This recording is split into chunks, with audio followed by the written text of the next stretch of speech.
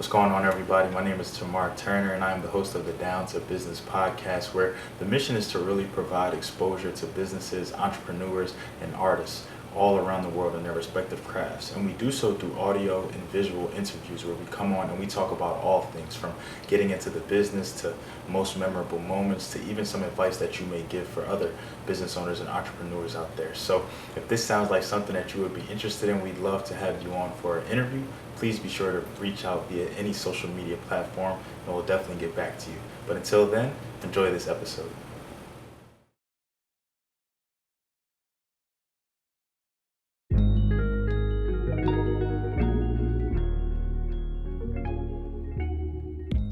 So this is Tamar Turner here, welcoming you back to another episode of the Down to Business podcast.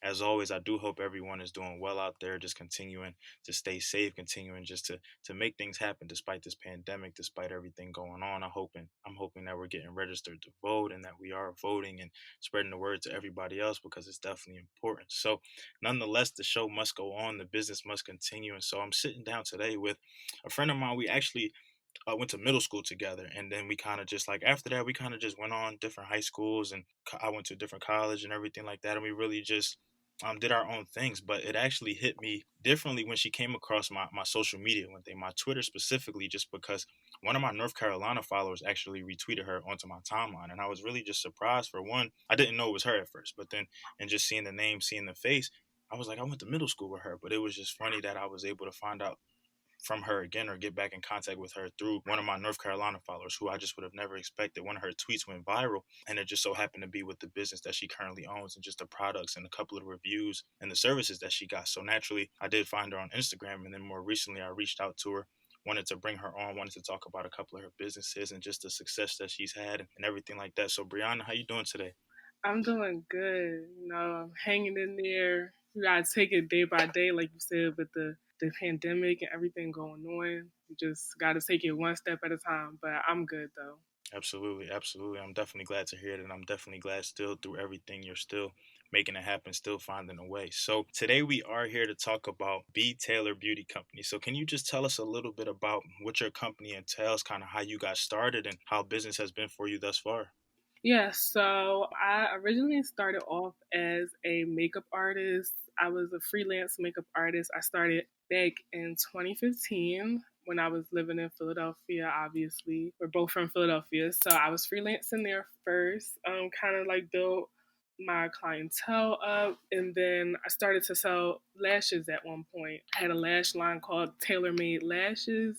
It did really, really good, but at that time, I didn't really know a lot about, the online business. This is around 2016 at this time. And that's when, online money was just becoming a thing where you could literally live off of making money online. But at that time, I was a full time student. I was working full time and I was doing the makeup on the side. And I just didn't have the mindset that I have now because I was maybe like 18 or 19. I didn't have the mindset at that point to just really take this online money serious, e-commerce money serious, and that it could possibly like end up being my salary.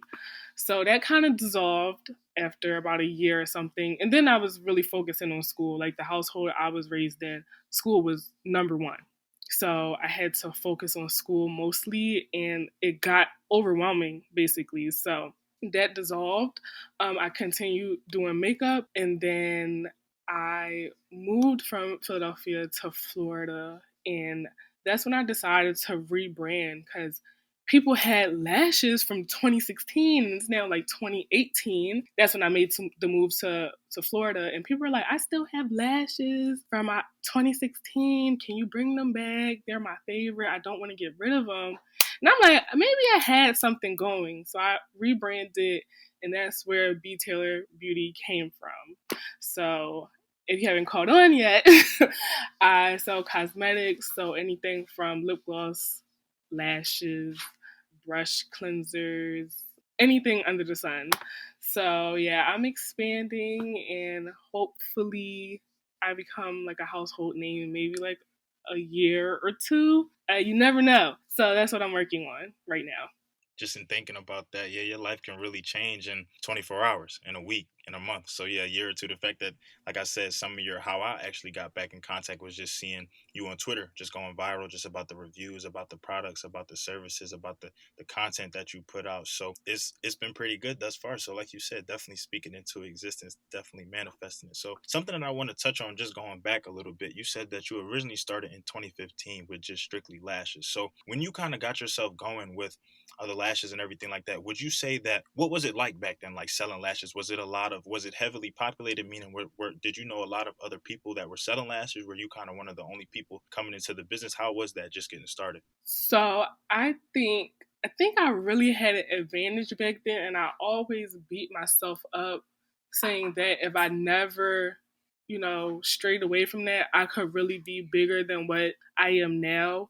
But I'm learning not to dwell on the future. It was kind of a learning path back then, but back then it wasn't as heavily populated like it is now. So another one of the reasons why I kind of dissolved the whole lash business that I had because I had no one to turn to ask for like business advice. So these days you have people that are holding seminars, they're doing like one-on-one consultations. Like now I do one-on-one consultations with other women, sometimes men, want to start their online business and they don't really know how to go about that. But when I started that in 2015, 2016, I had nothing, like literally none of those type of resources. I didn't have a vendor list. I didn't have anything. I had to sit and I had to research myself. But at that time, the only people that were selling mink lashes, and those were the lashes I was selling as well, was like bigger brands. Like if you're into makeup, people will understand these names I'm about to list. Lily Lashes,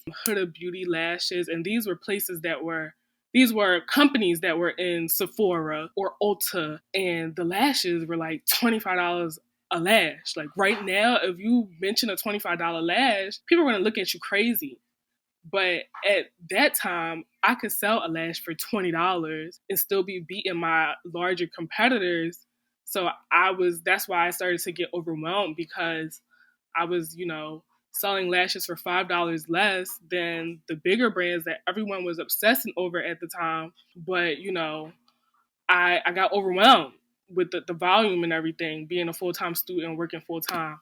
So yeah, back then a lot of small businesses weren't really around, and if they were maybe like accessories or something like that. But a lot of like cosmetics businesses weren't really around at that time. So at that time, I really did have an advantage, and if I kept it pushing, maybe could have been something different. But there's a plan. I know that God had a plan, and everything happens for a reason. So like I said, I'm not trying to dwell on that anymore. But yeah, long story short, that market was very, very small at that time.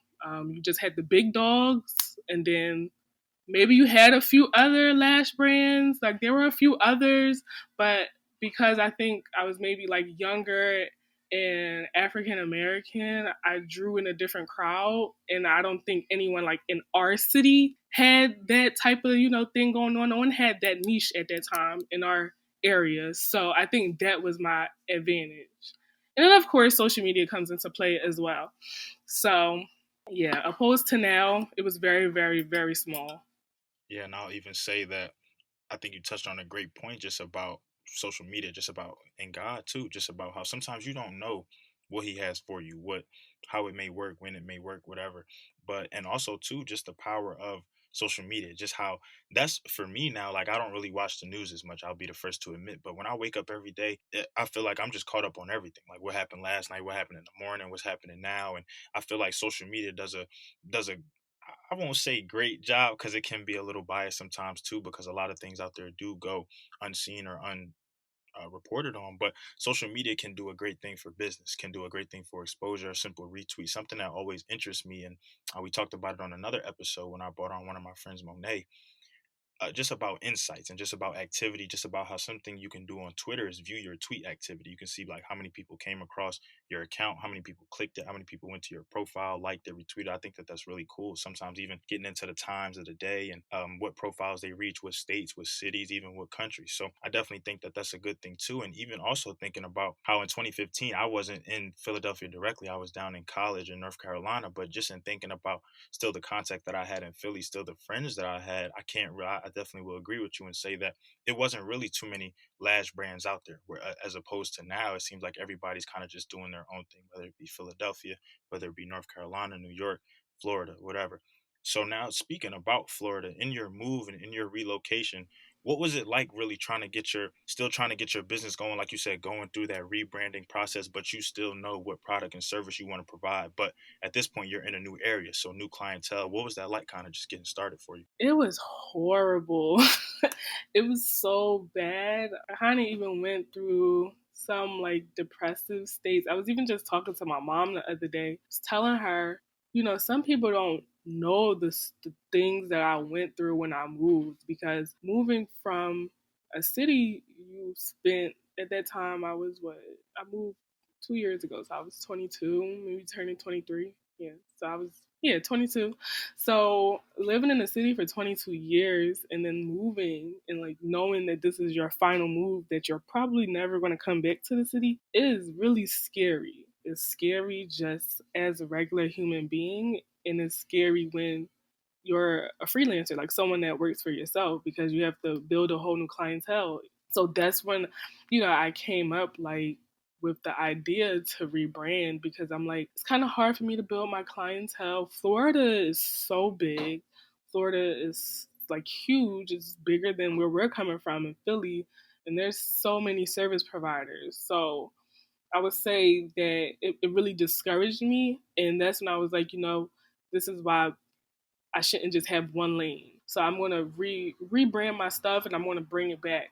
Nevertheless, and I say this from the bottom of my heart, if any of the people that ever came to Florida that was my clients, and when you guys came to visit, if you ever came to Florida and you hired me to do your makeup, thank you so much, because people don't know how those little gigs put me through just life. It was hard for me to find a job. It took me about 6 months to find a job just to get stable income. But what was really keeping me above water was, people from Philly that was coming down to Miami with their friends and hiring me to do their makeup, like their group of friends' makeup. So that's that. And when I did find a job, those two incomes is what helped me rebrand. And even when I look back, it's funny because I have this notebook and I've been writing in the notebook from 2018 when I started to rebrand. And I had no job at this time. This is before the 6 months when I found the job. And I was writing how much, certain inventory would cost. And I'd be like looking at it like, how am I going to make this money? Then boom, I'll get booked for the whole weekend in Miami.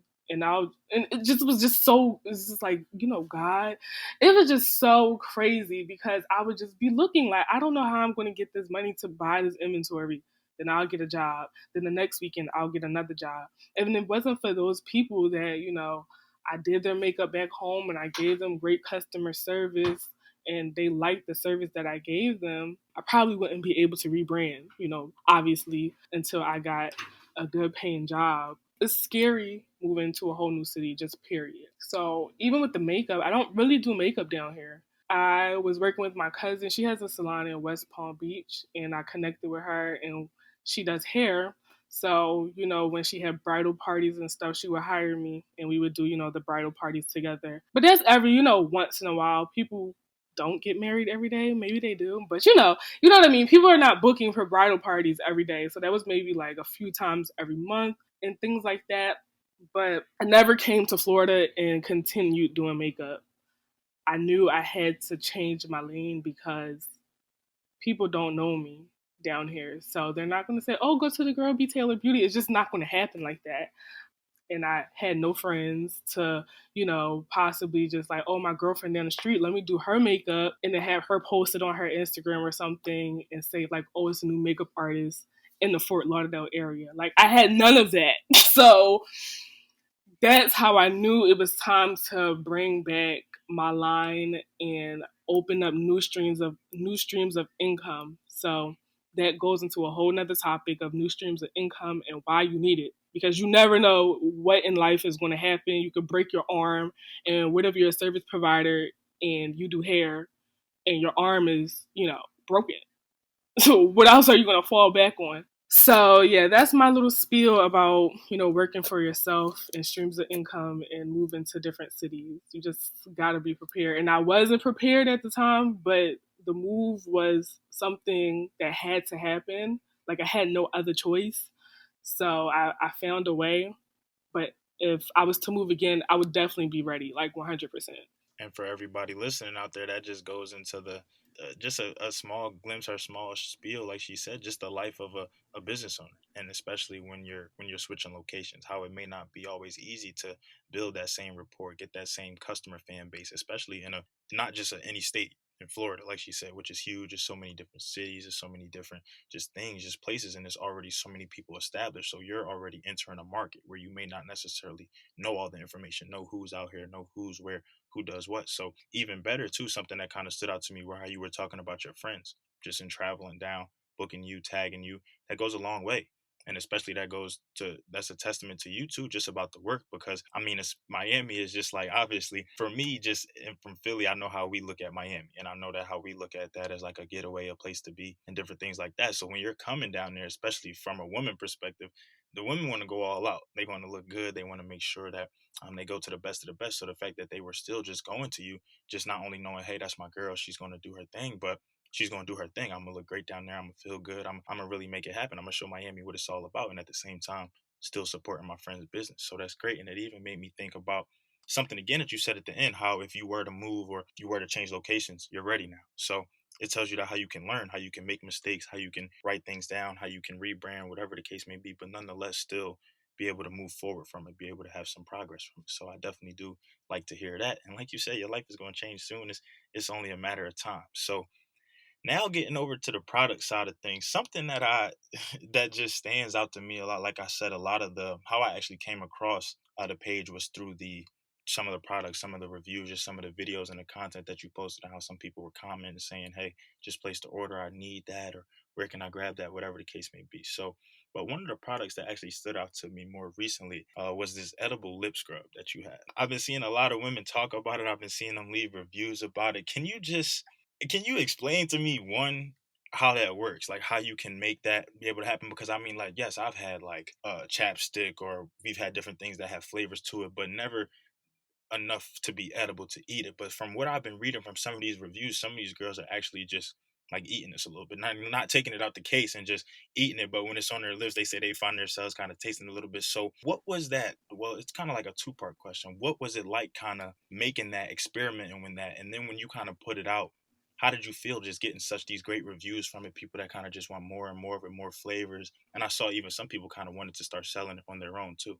I was sitting on that idea. I even on Twitter, when I first put it out, I went back into a message because I have a friend named Charisma, and shameless plug. She has a great skincare line. So we're like business besties. So I run everything by her. She runs everything about by me because I feel like we're very picky when it comes to our brand. Like she's not a person that puts out half-ass stuff. I'm not a person that put out half-ass stuff. So we understand, like we don't take shortcuts. So I searched our messages and I was sitting on this idea from I think like January or the beginning of quarantine in March, and I had just posted it for sale in July because I was trying to perfect it.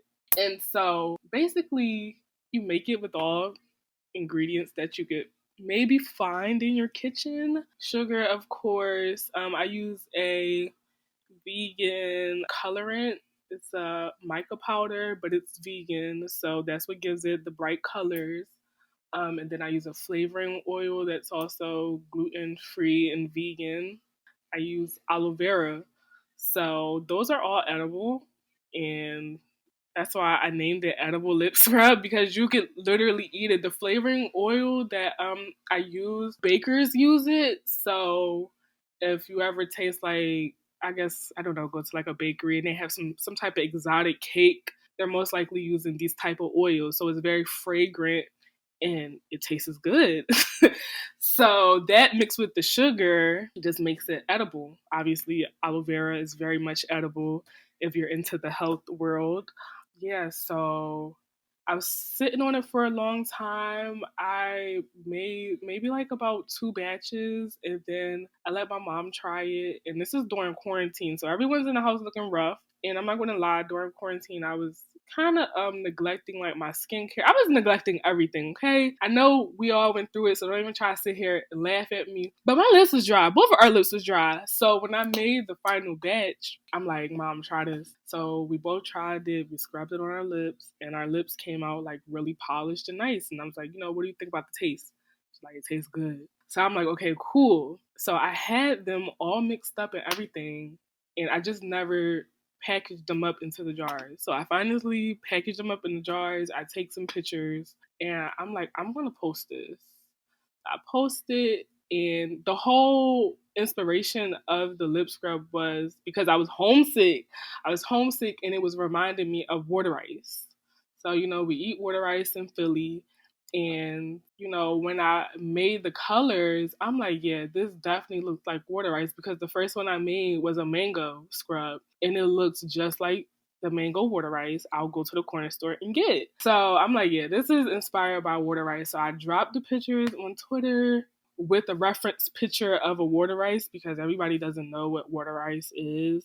They call it Italian ice. Like, people were all in the comments like, what the hell is water ice? Anyway, dropped the pictures and it did so good. So yeah, that was basically my whole thought behind that. It took some trial and error, but you know, research and messing up.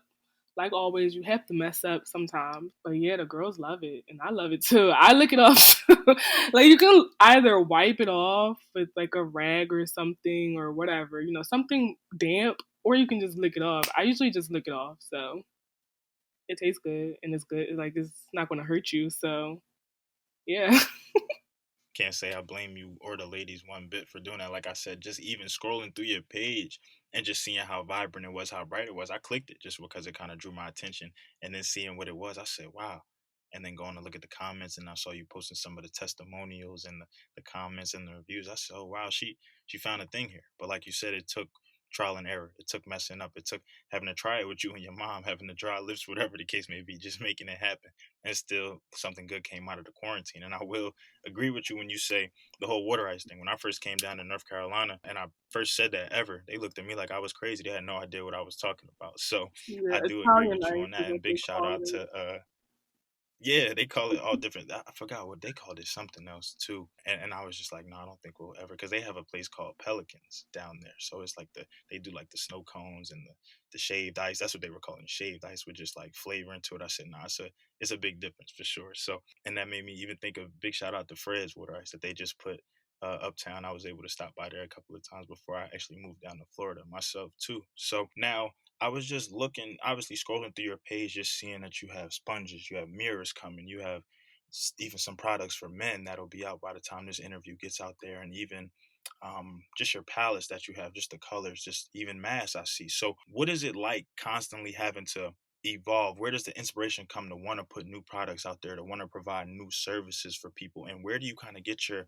ideas for like these products? And is this kind of just, I know you follow probably a lot of different pages and maybe see other things, or these things like you said that you've just been sitting on, and after trial and error they kind of come to fruition? What is that like for you personally?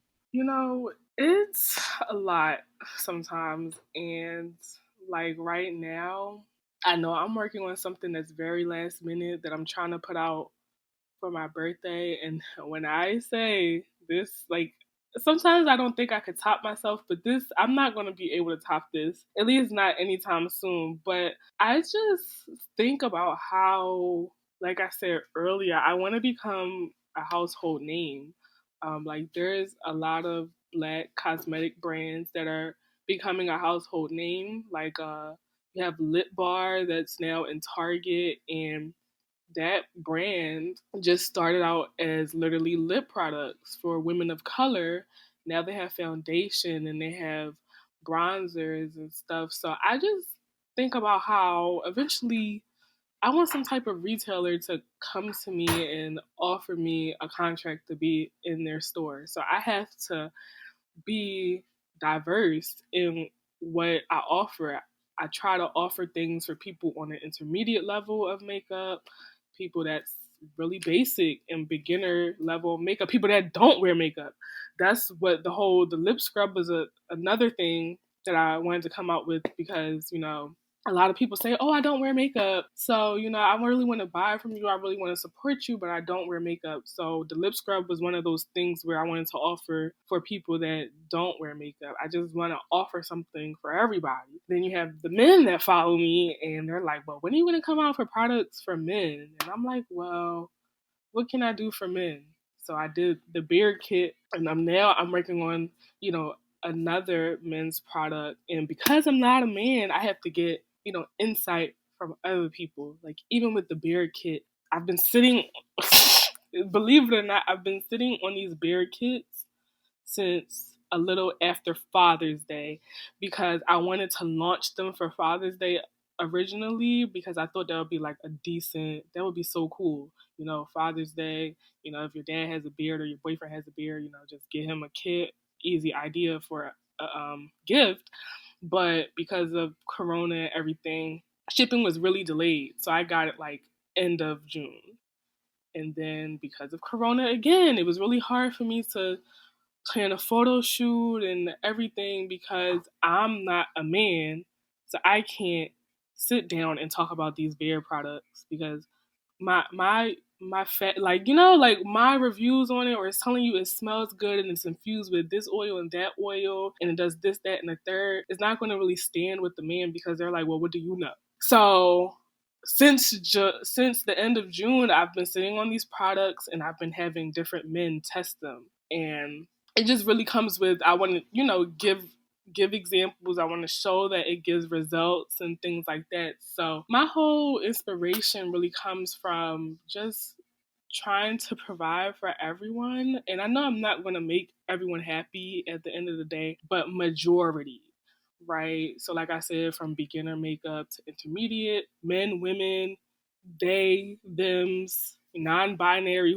whoever, right? That's my whole thing. I like to provide for at least everyone, right? And I want to be a household name eventually. So that's what I'm working towards. And I'm just trying to build a brand. Like, I'm just trying to be all inclusive and anything that comes to mind, like, you could get it on my website. That's the kind of thing I want to do. So if you want to go shop for yourself as a woman, and get some makeup, but your boyfriend has his beard that he's trying to grow or whatever, you can add a beard kit to your cart. You want to get a nice little mirror for your niece because she might be a little too young for makeup, but she's like into the cute makeup stuff. You can get her a mirror that's coming soon. So things like that, everybody, everything, all in one place.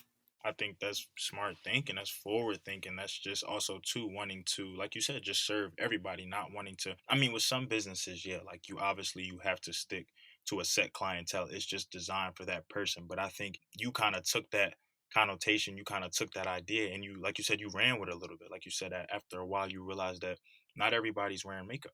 So hey, let me go over here with it. Okay, well now the women are having a lot of fun with this, a lot of success with this. They're happy with the products, but okay, maybe the men feel left out a little bit. As always, men always got to speak on something and say something. So you looking out for them, and now you just thinking about the kids even still. So that really just, not only does it expand your brand, but it also just it makes people just feel more comfortable to shopping with a brand. It's nothing like being able to shop with a brand and it can be all inclusive. But like you said, whether it be children, whether it be men, women, you can knock out more than one bird with more than in just one stone sometimes. So I think that that's even very smart on your behalf, just from recognizing, just from moving back and forth, just from seeing things, seeing what works, what doesn't work, what you got good reviews with, what people are asking about. And like you say, even still, some of the stuff just you're sitting, some of the stuff you just can't do it right now, or some of the stuff you're still just, it's kind of just in the works too, which also goes to show that you're just not somebody who wants to just put stuff out there, wants to just, hey, let me grab that, let me throw it on the site, let me grab, but not even know like the ins and outs of it. Will it feel, will it work? You've really taken your time, like you said, because not everything is going to be a hit. You won't please everybody. That's just the nature of business. That's just the nature of anything. That's just life. I'm pretty sure there's people out there who listen to the podcast. Don't listen to the podcast. It is what it is. People who visit your website and buy something, visit the website, don't buy something. That's just how it goes. So now, with, like you said, something that I like that you kind of keep bringing up and you're manifesting is this household name. With that idea, with that thinking, when you say household name, are you somebody who is looking to more so take partnerships with other people, like more so with something that comes to mind immediately is just what Honeypot did with Target and how they kind of just branded themselves, got commercials. They had a whole section when I was in Target, just a whole aisle with just Honeypot products. And or are you someone who more so wants to take things into her own hands, have her own maybe shop, maybe beauty bar, stands, whatever the case may be? Or are you somebody who kind of just wants to do a little bit of both? I think about that often, and I have people that come to me very often and say, like, hey, I had this dream that your stuff was in Sephora, or it was here, or it was there, or you had your own store. And I've been saying recently, I'm not interested in having a store. I'm only saying that because it's a lot of responsibility, and not that I don't think I'm responsible enough. It's just this pandemic has really opened my eyes to a lot of things. I've seen people lose their stores. Like, even when I'm just driving around my neighborhood, you just see a lot of places for lease. Like, places that you wouldn't even think would be for lease. Like, there's a car dealership right down the street from me, actually two of them, and they're both empty. And the lot is for lease. Like, you would never think that a car dealership would be empty and couldn't make their rent or whatever the case is. So this whole pandemic thing just really showed me how this e-commerce money is so powerful. But that's neither here or there. As far as like being in retailers like Target or Sephora, if push comes to shove, I really don't know. I have to do more research on how those type of things work because I know very little about retailing with retailers, but I do know, if you can't meet the criteria and if you can't push out the products fast enough, then they're kicking you out of their store. So, when that time comes, hopefully I have the knowledge, I have the legal advice that I need to make the right decision. But at the end of the day, actually, no, I take that back. I was going to say there's some household names that are known, but they're not in retailers, which is very false. So I take that back. I was about to say that. But, when the time is right, I think I will provide. But until then, I'm just doing my own thing right now. Honestly, I'm just doing my own thing. I want to be known internationally, and then we'll see who puts the biggest check on the table. Then we'll see who puts the biggest check on the table with the right requirements. Like, I don't want anyone to take over my brand. I want to always be involved in my brand, and I know sometimes when these retailers bring you into their store, whatever the case may be, you do a partnership, they try to take over, and I don't ever not want to be in charge of my brand. So that's just how I feel right now. We never know. My mind may change, but I just feel like I always want to have a hand in my brand. I don't want a overhead to tell me like, well, you can't do that. Because for every product I put out, there's a reason I put out each product. So if there's a product that I say I want to put out and the overhead tells me, no, you can't do that, I'm not going to like that. So we'll see. You're more than right. And that even the first thing I thought of was about these contracts with musics and these labels and how a lot of times some artists just they may or may not just go with the first deal that comes across the table. They may or may not just take that first contract, just take that first amount of money for, I mean, whatever reasons. But within that fine print or some agreements, or you have people work things out for you, but you directly don't even know sometimes what you may or may not be signing yourself up for, what later down the line could impact your business, something that you worked all your life for potentially, or since 2015 for, since rebranding, since moving, and you just know everything that went into it. So yeah, rightfully so. You should always want to handle your business, want to handle whenever you do. And that also made me think about too, just how you said you're not just how right away, like, you're not, it's not just something that's really just of interest to you, so, which that even gives you more time to perfect your craft, come out with different products, come out with more products. You never know what can come from that. And so that way, when, let's just say, the time comes for you maybe to be in a retailer, or the time comes where internationally somebody writes you a big check, because money talks, for sure, for sure, for sure. Mhm. So you'll have so much to bring to the table, so many different products, so many different crowds that you can appeal to. So I think that that's even better moving down the line. So before we wrap things up here, like I said, I do thank you for taking the time. I initially came into kind of this call just thinking that this was just going to be for our ladies, but for the fellas out there, you heard her. She got some things for y'all, and I'm pretty sure she won't stop there. And even for the kids out there too. So definitely just think about that as you're listening to this and as you're browsing through her website and her page. Now, is there anything that you feel like we didn't touch on in this interview, or anything that you may have upcoming that you kind of just want to tease a little bit, or just anything that you feel the audience out there that people should know about B Taylor that they don't know necessarily? I think, when I was younger, my original thing I wanted to be when I grew up was a teacher, right? And my dad talked me out of it because he said they don't make enough money, right? So at the end of the day, I really love teaching other people. So I do teach other people things. I have webinars and stuff like that, and I do one-on-one consultations. So I just thought people should know that. Like, I really, honestly, I love teaching people. I love giving them ideas. Like, I give my clients, I don't know if I should call them clients. It feels weird calling them clients because they become like friends after a while. But I give my clients so many ideas during our phone calls, and I check up on them in like a week or two. And we go down the list. Like, we see what worked and we see what didn't work. And I just think, at the end of the day, we should all help each other. Even sometimes, I just tell people stuff just for free, and they're like, "Oh, I was gonna book a you don't have to. You don't have to do that. I want to help you." So I just think, as a community, I know everyone is like secretly in competition with each other. Now, I'm not gonna say everyone. Some people are like secretly in competition with each other, but there's like, what is it, like 8 billion people in the world?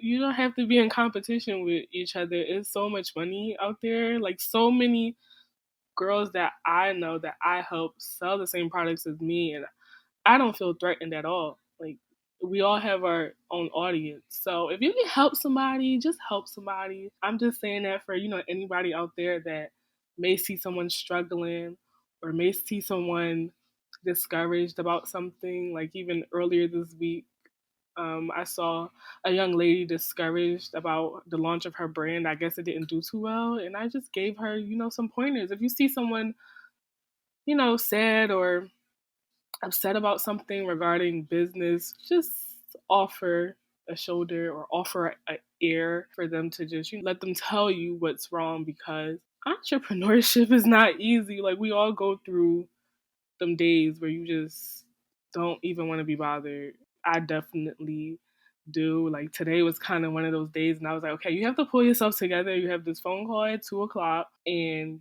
you have to get things done. So we all have the days. It's pretty normal. We're all humans. So yeah. And if you don't have anyone to talk to, just take a day or two. Don't take all week. Don't take all month to yourself. I even made a little post about this on Insta Stories the other day. But if you're an entrepreneur and you're going through, maybe like a depressive state, because that happens to us sometimes, because our lifestyle is just very up and down.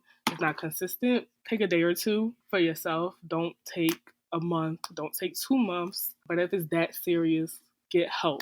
It's okay to seek help. It's okay to tell someone that you need help. I think mental health is very important, and especially in the Black community, we don't talk about it enough. So I know a lot of people listen to what I say or they watch my stories. So I just put that out there. And since I have the opportunity now, I'm just going to put that out there just for all my entrepreneurs and regular people too, because everyone has their times in their lives when, things aren't going too well. But yeah, I think that's all I have to say. And y'all definitely heard it here first. Look, she's here as a resource, whatever you may need. Even if you like, if it comes down to just having to take time for yourself, it's not easy. It's not. We can all just get discouraged. I was that even made me, yeah, just think back to when I first dropped my podcast, and I didn't me listening back to it, the first episode, I didn't really like it, but then I was getting feedback from other people, and I was just realized like, wow, I'm really just being that hard on myself, or just being that nitpicky, and then it just got better from there. So you never really know who you're impacting, who's watching. It may not always reflect that way via social media, via likes, via comments. Somebody's always watching. Somebody's always seeing. You never know where it reached, what maybe a repost did or whatever. So just keep going. You know that you have a mission, you have a plan in mind. You didn't start this for no reason, and you Yep. didn't start this in vain. So just keep making it happen, keep working for sure. And I definitely think that goes for you as well, just for everything that you're doing, everything that you're sitting on, everything that you have coming for you, everything that you've manifested just on this podcast alone, and just to be able to see your progress. Just like I said, to be even able to come across you through social media from North Carolina, it was just amazing for me. And just to see, like, wow, I went to middle school with her. I would have never thought that she would have even done something like that. Not to say like you wouldn't have been successful or anything like that, but wow, I didn't know she had that idea. I didn't know that she was thinking something like that. Like you said, you originally wanted to be a teacher, and then it Yep. translated into this. So it's just amazing out there, just how much talent that we have, and just how much we can use that to help others instead of hinder others and be crabs in a barrel. Why not make it to the top with somebody else? It's boring being at the top by yourself, it seems like, or just eating by yourself, when you could have somebody else there with you, and even maybe offering a different perspective or something that you didn't think about, or maybe y'all can, like you said, collab. So you Yep. just never know what can come from that, just from a conversation, just from talking to somebody. And I think a lot of times we get a little too prideful or in our ways, and you really just got to embrace everybody. So I definitely think Brianna gave a great message there with that. I think she gave a great interview throughout the whole podcast, just in about everything that she's gone through, just from rebranding to just moving to just her product ideas to just manifestation to just everything. So I definitely think that there's something out there for everybody, entrepreneurs included. So Brianna, once again, I want to thank you for coming on today to talk about BTaylor Beauty. And it was just amazing just to hear about the ideas behind a lot of things, just to hear about how things got started, what worked, what didn't work, and then what you even have coming for the future. So to all my ladies, to all my fellas, adults, kids, whatever out there, she has something for all of y'all. So make sure y'all check out the page. I'll make sure to include all the information when I do post it. And please be sure in the meantime, in between time, to follow us at Down to Business Podcast on Instagram. That is the number two. And then I'll make sure, like I said, I get everybody Brianna's information. But I do want to thank her for sitting down, taking the time. I want to thank everybody out there who's been listening and for the support. This has been another episode of the Down to Business Podcast here with Tamar Turner.